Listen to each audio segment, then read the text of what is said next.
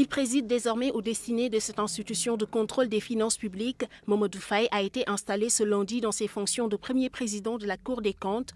La publication régulière et à bonne date de rapports, un siège fonctionnel pour cette institution, figure parmi les priorités du nouveau premier président de la Cour des comptes. Le nombre de rapports produits par la Cour doit être augmenté.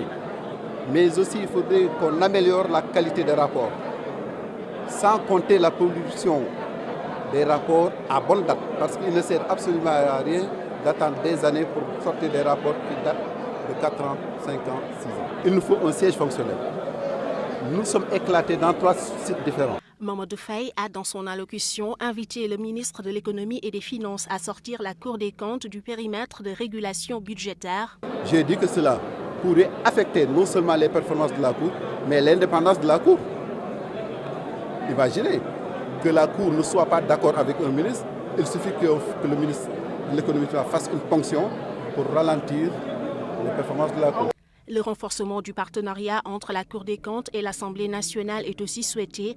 Idem pour le recrutement de personnel. La Cour des comptes compte à ce jour 21 magistrats selon son premier président. Nous ne sommes que 21 magistrats qui doivent juger.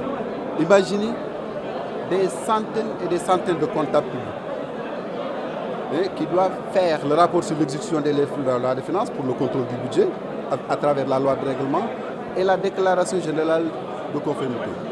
C'est intenable. Après sa prestation de serment, Mamadou Faye a loué les réalisations effectuées par son prédécesseur Adli Sarr, admis à faire valoir ses droits à la retraite. Mamadou Faye est un spécialiste des finances publiques. Il est breveté de l'ENA. Il a une maîtrise en sciences économiques et gestion, entre autres diplômes, et il a servi comme inspecteur régional à Kolda, selon le président de la Chambre des entreprises publiques.